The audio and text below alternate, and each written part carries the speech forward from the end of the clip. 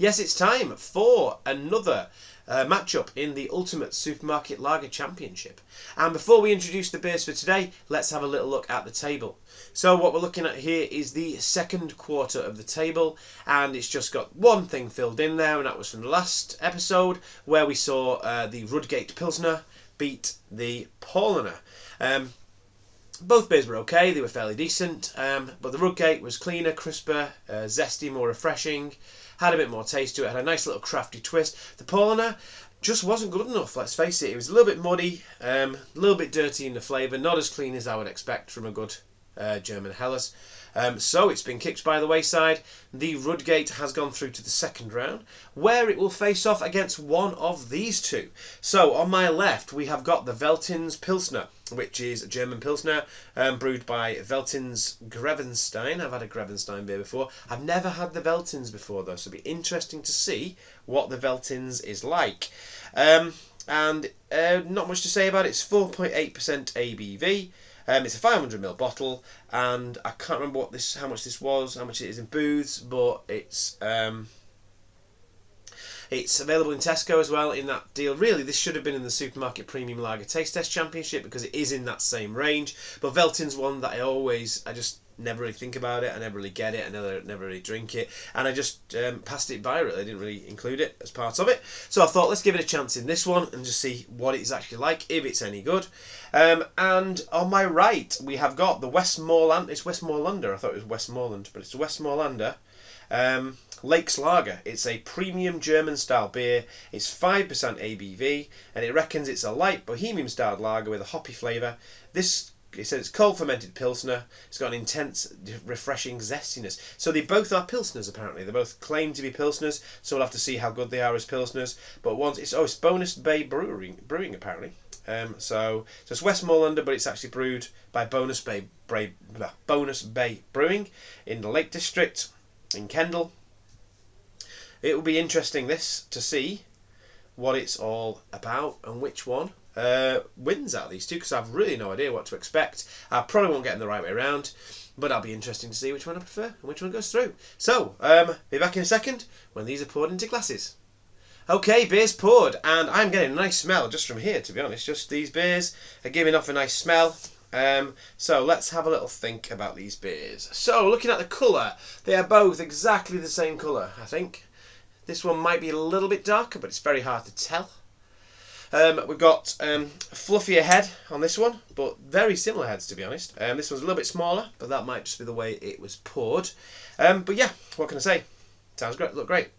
Look very clean. Look, we've got it like going very crisp. I'm just going to get in there with the old nose. So here we go.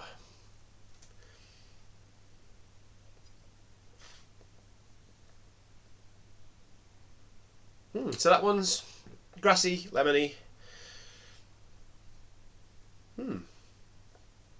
It's got a bit of malt in there. Quite a bit of malt, but it doesn't smell like it'll be overly sweet. So I know I go on about malty beers, and I tend to mark them down a bit, but that's only if they're overly sweet. I like a bit of maltiness in my beers, and this one does seem to smell like it's got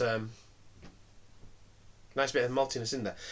By the way, I've not told you which is which, so for anybody who wants to know, this is which one is which. Okay, that was which one was which. Let's get back on with this one. So now you know which one it is that I'm actually nosing. But I say it smells zesty, it smells floral, it smells malty. It's got a really good smell. I like that one. It's got a really good nose on it, that one. Right, this one on the other hand, let's have a see. Okay, this one smells skunked, for starters. That's the first thing I'm getting. Getting quite a skunky odour on that one. There's not as much on the smell. It smells quite sharp, very sharp grapefruit, very sharp lemon on that one. It smells very lemony. Have very different aromas, these two. I'm preferring the aroma on this one. Smelling malty,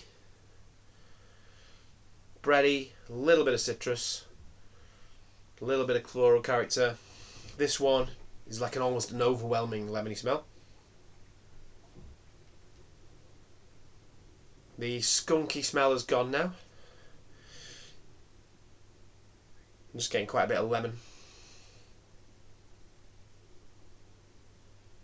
Yeah, very lemony and grapefruit. So, I'm going to try to taste this one, see what it tastes like. So, cheers.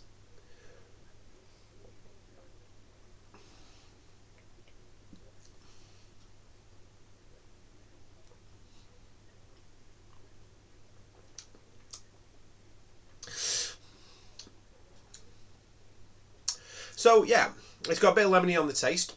It's not as abrasive as I thought it'd be from the smell. It's okay.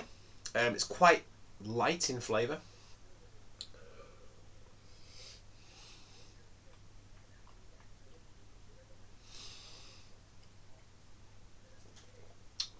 Quite smooth body. There's not a lot there though. That's what I will say about that one.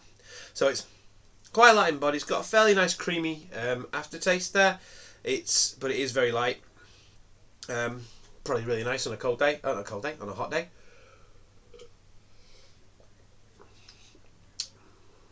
And it is nice and smooth as well. It's not overly carbonated. It's decent that. Oh, my water. I've actually got some water here. Let's use it this time. Okay, so let's have a go at this one then.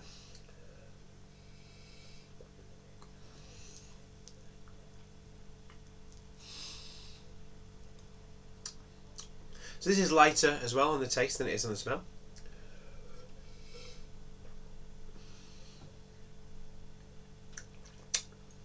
Yeah, nice little malty backbone on it. But again, I'm not getting a huge amount else.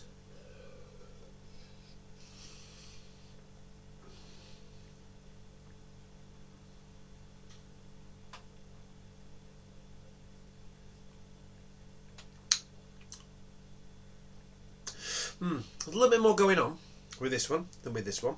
It's got a bit more, got a bit of maltiness, but it's not sweet. I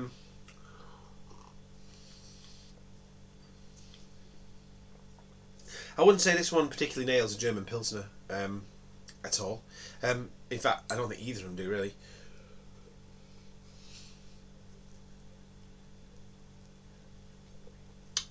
I think this is more Pilsnery than this one. It's got a bit more of a drier bite to it.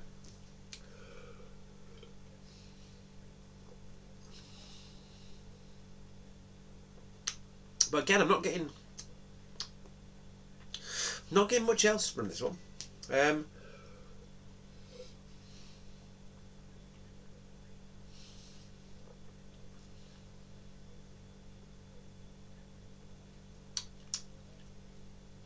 That's got a nice bit of biscuitiness and breadiness to it.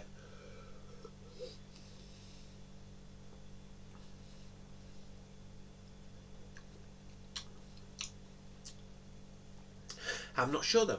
Well, they are quite closely matched really. It depends on again what you like. I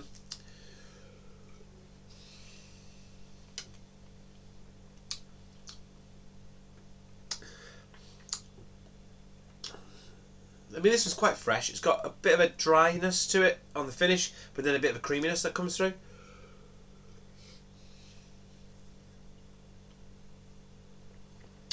Again, a tricky one. So,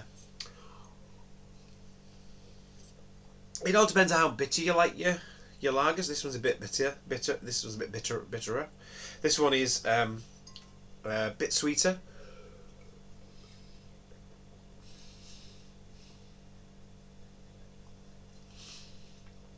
There's no off flavours in either of them. They're both quite pure.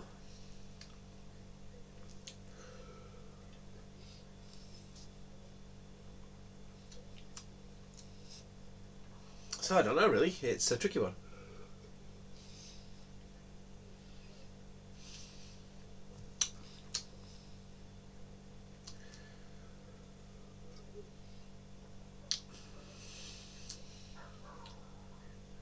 So I think, out of the two of them,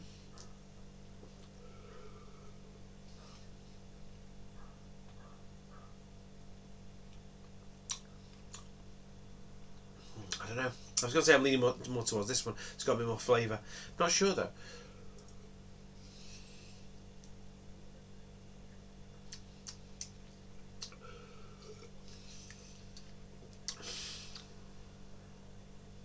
See, this one reminds me a bit of the Rudgate Pilsner, but it doesn't have as much of that fruitiness and that hoppiness that the Rudgate had, which I really liked about it.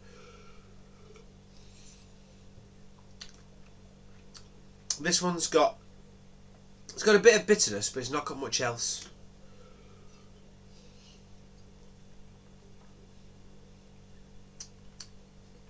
Whereas this one,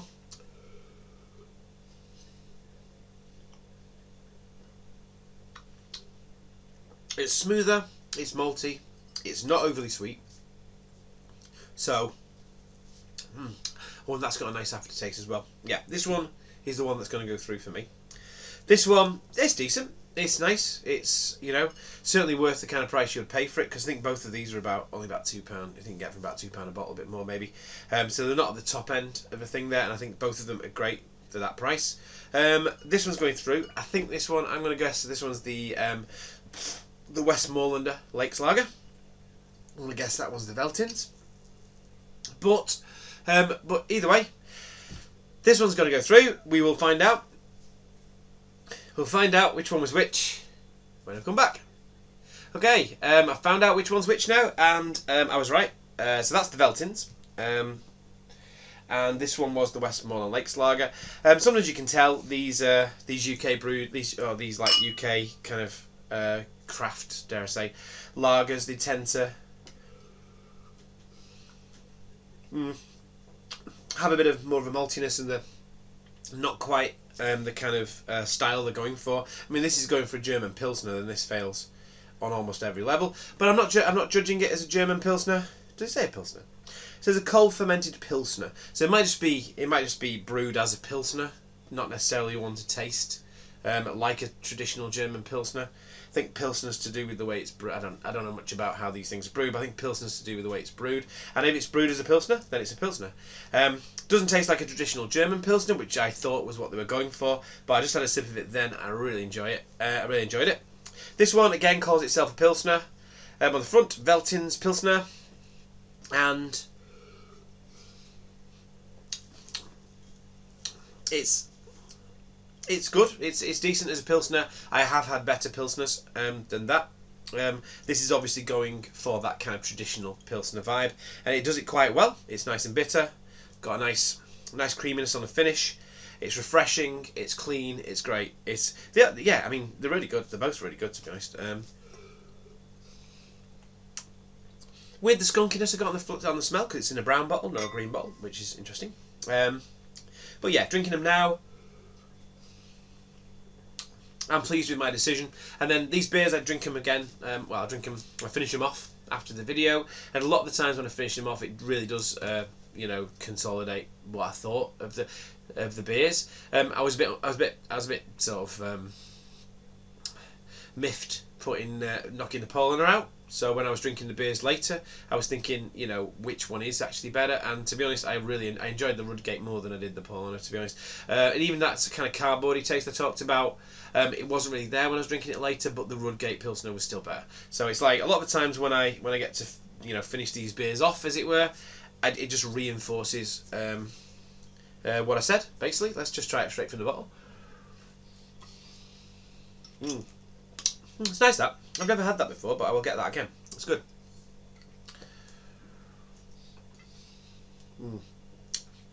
But that one is better. It's more interesting, it's got more flavour. It's more malty, it's a little bit sweeter. So it depends on whether you like your beers sweeter or drier. But this one, appealed to me more today. It's going through. The Veltins is out. The Westmorland Lakes Lager is in. So that'll be interesting, because now in the next round there'll be two UK brewed sort of crafty style lagers up against each other, which would be quite nice, to be honest, because we're going to have quite a few German Helles beers up against each other in the second round as well. So that would be very interesting to see. Anyway, that's enough of that. Until next time, have a good one.